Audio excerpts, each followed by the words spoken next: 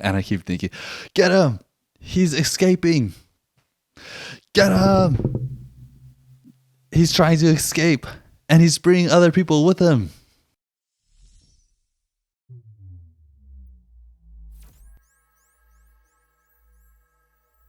So this morning I was reading 21 Lessons for the 21st Century by Yuval.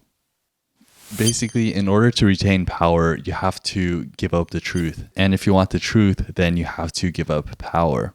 I'm thinking, in order for us to escape and get out of the system, we need to have some kind of fiction in order for us to help us get out. So now what I'm going to be doing is I'm going to be glorifying all of these creators and this content creating to give us the fictional power for us to get out of the system that was built to keep us trapped in. Going back to the Yuval's book, says that we need some fiction in our life to help give us power, because that's one of the greatest traits that Homo sapiens have. They're able to believe in these fictional stories to help give us strength and help us work together. And I thought, what is my fictional story? I already have one. The language of greatness. There's a language of greatness out there. We're all capable of greatness, but usually people don't really believe it when you hear it. I'm capable of greatness. If you master the language, and when you say it to someone, hey, you're capable of greatness, then you actually believe it. You actually try to find a way to be great. I like reading Yuval's books because I know he spends a lot of time thinking about the world and understanding it. The shortest path that I found to understanding the world. And he says that we should be looking for truth and compassion.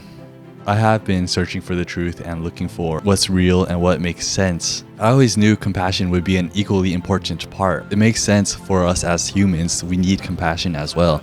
Right, so truth and compassion. And it makes sense because to help other creators, you need the compassion to do it. Especially when you get to your 30s, you notice we've been stuck in this system since we were in college, and by the time you get to your 30s, you're burnt out, and you're just doing what you can to survive at this point. And reading Yuval's book, it reminds me that the corporations are the most powerful thing that we've created so far. I really need to lean into this corporation. Creating content on helping people be free from the system. I want to build this studio to help other people, to help share other people's creative ideas. That way, they don't have to spend all their time working for someone else. They can work for themselves.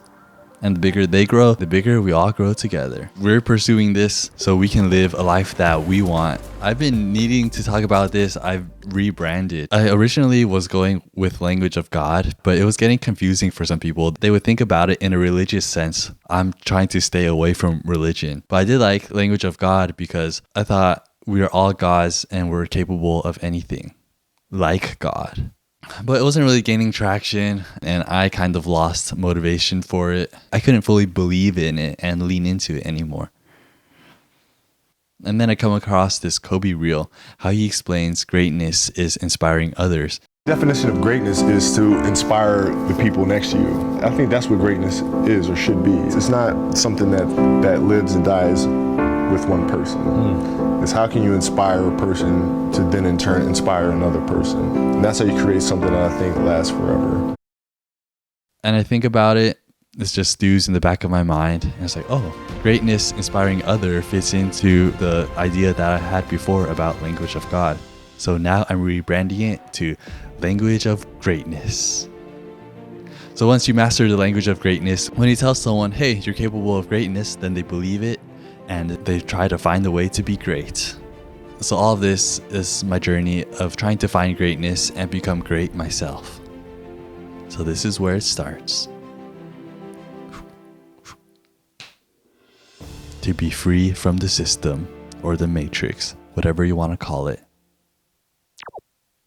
And I think that's our challenge as people, is to figure out how our story can impact others and motivate them in a way to create their own greatness.